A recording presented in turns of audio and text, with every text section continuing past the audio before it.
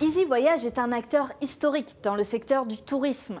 Quelle est sa stratégie pour exister face à ses nombreux concurrents et quelles sont ses ambitions, notamment du côté de la vidéo? Nous avons rencontré son fondateur, Jean-Pierre Nadir. Bonjour Jean-Pierre Nadir. Un voyagiste doit-il avoir désormais une dimension européenne pour exister? Je pense que cette question, en fait, elle vaut pour tous les secteurs, pas spécialement pour le voyage ou pour les voyagistes, puisque dans le voyage, donc, il y a plein d'acteurs différents. Je pense qu'aujourd'hui, donc, la mondialisation a engendré donc, un phénomène naturel de consolidation. Pourquoi? Parce que pour exister, en fait, il faut avoir une dimension mondiale. On le voit évidemment donc, dans le domaine des outillés, Expedia d'un côté, Priceline donc, de l'autre, qui ne cessent donc d'acheter de nouvelles entreprises pour faire grossir donc, leur part de marché, leur poids sur les différents acteurs de l'économie donc, du tourisme. Et en fait, ce modèle-là, il vaut pour bon nombre de secteurs. Donc clairement, aujourd'hui, il y a un mouvement de consolidation et il est clair qu'il est compliqué de vivre en étant seul et isolé. Quels sont les atouts d'Easy Voyage par rapport à Skyscanner, Liligo, Kayak? Il y a une compétition qui fait rage. Alors d'abord, je rappelle que nous, on est un acteur historique. On a un peu créé le secteur. C'est-à-dire que Kayak se bouchait encore avec le coude, que nous, effectivement, donc, on existait et on avait un poids réel sur le marché. Alors, il faut dire les choses comme elles sont. On s'est fait donc, ensuite déborder donc, par les acteurs que vous citez, enfin principalement, donc, je dirais, Kayak et Trivago.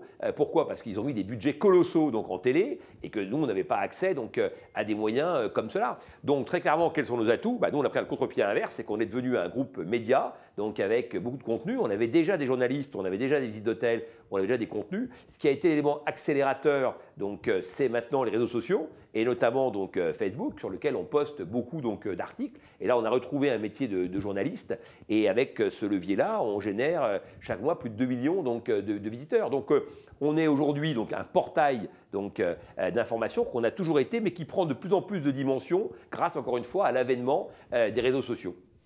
En février prochain, vous allez lancer une chaîne sur YouTube dédiée au voyage avec Mixicom. Quelles sont les ambitions?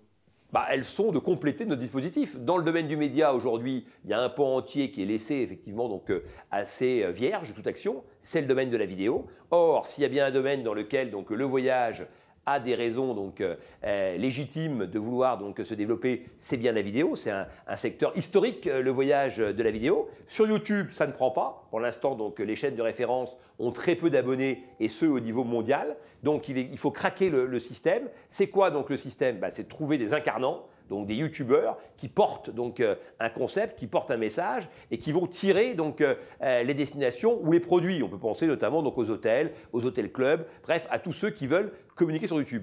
Il faut bien rappeler que les grands youtubeurs aujourd'hui sur YouTube ont 10 millions donc, de followers, 15 millions de followers. Donc vous avez vu ce youtubeur suédois qui en a 50 millions. Et ces gens-là arrivent à faire plusieurs millions de vues intelligentes, parce qu'il ne s'agit pas de faire des bagarres de polochons donc, ou de se gratouiller donc, sous les aisselles. Il s'agit de trouver des vrais concepts, donc encore une fois incarnés, intelligents, qui marient finalement donc, trois mondes, la vidéo classique, le monde du voyage et la dynamique donc incarnée par les youtubeurs les plus connus. Et de tout ça, on va essayer de faire un dispositif gagnant. Merci beaucoup.